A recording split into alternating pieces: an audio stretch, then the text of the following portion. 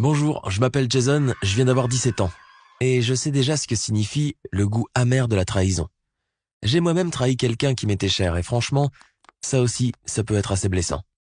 J'ai trahi ma petite amie et elle m'a trahi. Je n'ai pas eu le temps de lui dire à quel point j'étais désolé, même si je ne pense pas que ça aurait changé quoi que ce soit. Je suis né et j'ai grandi dans une petite ville. Pas déprimante, non, juste petite. Mais il y avait toujours beaucoup de maisons à vendre et il y en avait une juste à côté de la nôtre. Elle est restée vide aussi longtemps que je m'en souvienne. Mais l'été dernier, elle a été soudainement vendue. Bien sûr, je m'y suis précipité pour dire bonjour à nos nouveaux voisins, pour leur proposer de les aider à emménager et tout le tralala. Si tu es déjà allé dans une petite ville au milieu de l'été, tu sais qu'on a beaucoup de temps libre pendant cette période de l'année. C'est comme ça que j'ai rencontré Megan, la fille des voisins. Elle avait mon âge et c'était, comment dire, une fille costaude. Je veux dire plutôt grande et, tu vois, solide. J'ai peut-être des goûts bizarres, mais dès que je l'ai vue, elle m'a beaucoup plu. Peu de temps après, on a commencé à sortir ensemble. Et puis, on est devenu un couple. J'aimais tout chez Megan. Elle était joyeuse et ouverte, très gentille et douce malgré sa taille. Mais il y avait une chose qui était épouvantable. Son maquillage. Elle en mettait vraiment beaucoup, pour ne pas dire beaucoup trop. Ça lui donnait l'air beaucoup plus vieille que son âge. J'ai longuement réfléchi à comment lui en parler, et puis c'est arrivé. Un jour, on se promenait en ville, on a eu faim et on est allé dans un café. Et les serveuses ont pensé que on était mère et fils. Et ça a été encore pire quand elles ont réalisé qu'on n'était pas une mère et un fils, mais des amoureux. Parce qu'elles n'arrivaient pas à croire qu'on avait le même âge. Megan ne semblait pas avoir remarqué leur regard à la fois gêné et moqueur, alors que moi j'étais là tellement embarrassé que j'en étais rouge comme une tomate. Même si j'avais une faim de loup, je n'ai même pas pu toucher mon repas tellement j'étais gêné. Finalement, je pris la main de Megan et j'ai couru dehors en l'attirant avec moi.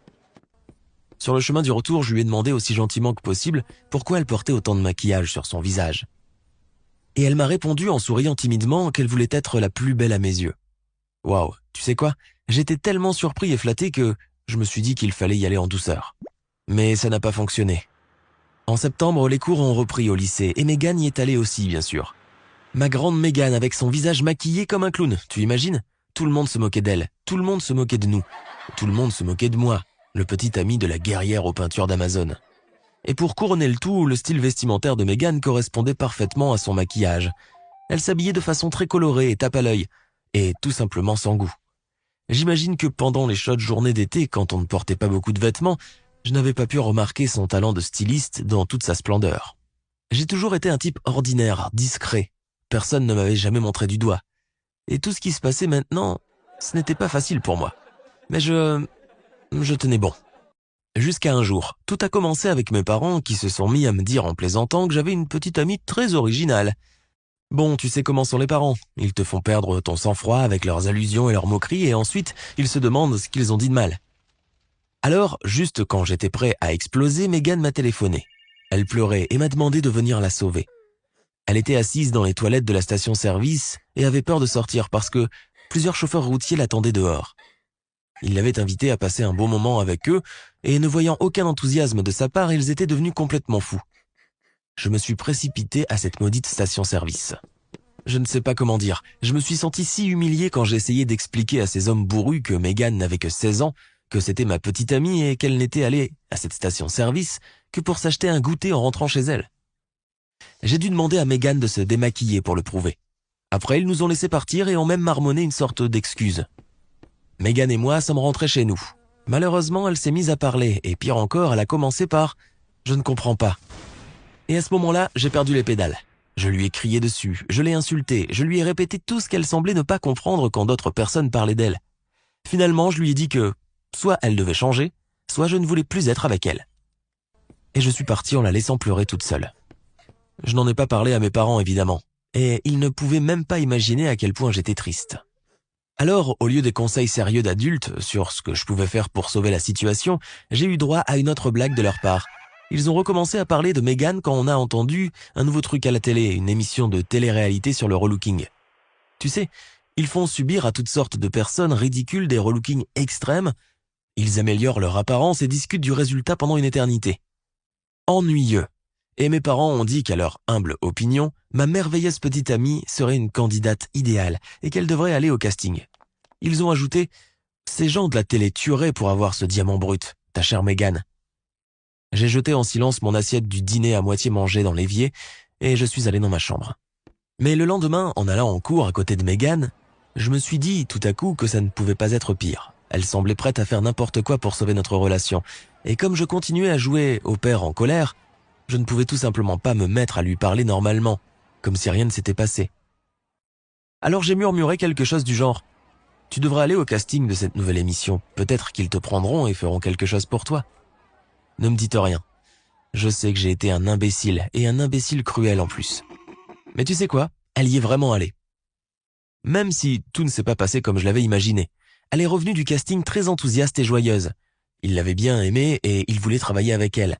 Megan a dit que de grands producteurs de la ville étaient venus pour faire le programme et que l'épisode pilote de la série allait être tourné là-bas aussi. Elle devait même arrêter d'aller en cours pendant quelques semaines pour le tournage. J'ai souri en l'écoutant, mais je n'étais pas à l'aise. Mais ça aurait été idiot d'essayer de la dissuader. Bref, Megan est partie pour participer à l'émission. Tout est allé très vite. Megan ne voulait parler à personne au lycée de son casting ou de l'endroit où elle était allée. Je ne l'ai dit à personne non plus, je ne voulais pas être confronté à une nouvelle vague de ridicule. Mais quand Megan a disparu, ils en ont parlé pendant quelques jours puis l'ont complètement oublié. J'ai recommencé à parler normalement avec tous mes anciens copains comme au bon vieux temps. Honnêtement, ça a été un grand soulagement après toutes les moqueries et les rires que j'avais entendus dans mon dos ces derniers mois. Et quand un de mes amis m'a laissé entendre que sa sœur voulait sortir avec moi, j'ai accepté sans hésiter, comme si je n'avais pas de petite amie. J'ai donc appelé cette fille, on s'est donné rendez-vous et puis on est allé au cinéma. C'était plutôt sympa. Elle était jolie, de taille normale et elle était très bien maquillée. Je ne peux même pas dire que je me sois ennuyé. Non, au contraire, j'ai presque eu le béguin pour elle. On s'est même embrassé une fois, mais au 4e rencard, elle m'a dit qu'elle avait changé d'avis et qu'elle pensait que ça ne marcherait pas entre nous. Je lui ai demandé pourquoi. Et écoute ça, elle m'a expliqué très calmement qu'elle avait montré certaines de mes photos à ses amis et qu'elles avaient trouvé que je n'avais pas l'air très cool et que j'avais une drôle de tête.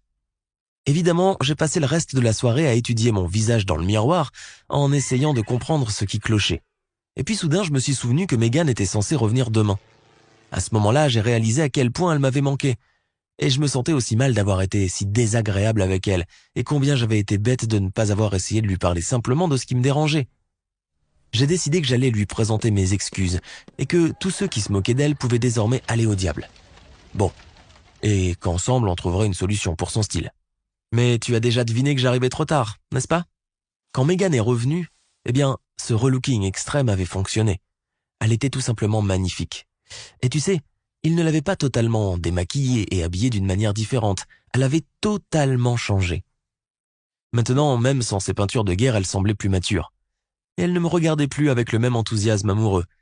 Megan m'a calmement dit que les producteurs avaient annulé l'émission et que le tournage avait été interrompu en plein milieu.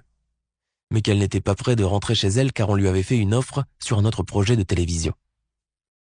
Qu'il avait fallu un certain temps pour se mettre d'accord sur les détails, mais finalement, ils sont arrivés à cette décision. Elle terminerait cette année scolaire et après, elle partirait travailler pour la télé. Je lui ai demandé où je me trouvais dans ces merveilleux projets. Megan a fait une courte pause en silence et m'a ensuite dit qu'elle me remerciait beaucoup de l'avoir envoyée à ce casting. Parce que quand je l'avais fait, elle avait presque cru qu'elle était un monstre ridicule et maladroit, dont même son propre petit ami avait honte. Et elle a aussi dit que je n'aurais plus à avoir honte parce que nous n'étions plus un couple. Si tu trouves que la fin de cette histoire manque un peu de fun, alors écoute ça. Quand la nouvelle Megan est retournée au lycée, plus personne ne s'est moqué d'elle. Au lieu de ça, ils se sont moqués de moi. Les mêmes personnes qui m'avaient dit « Mais pourquoi tu sors avec ce clown ?» trouvaient maintenant que Megan était super cool et qu'elle avait juste eu à se débarrasser de moi pour être belle. Et bien sûr, tout le monde me considère comme un loser, y compris mes parents. Haha.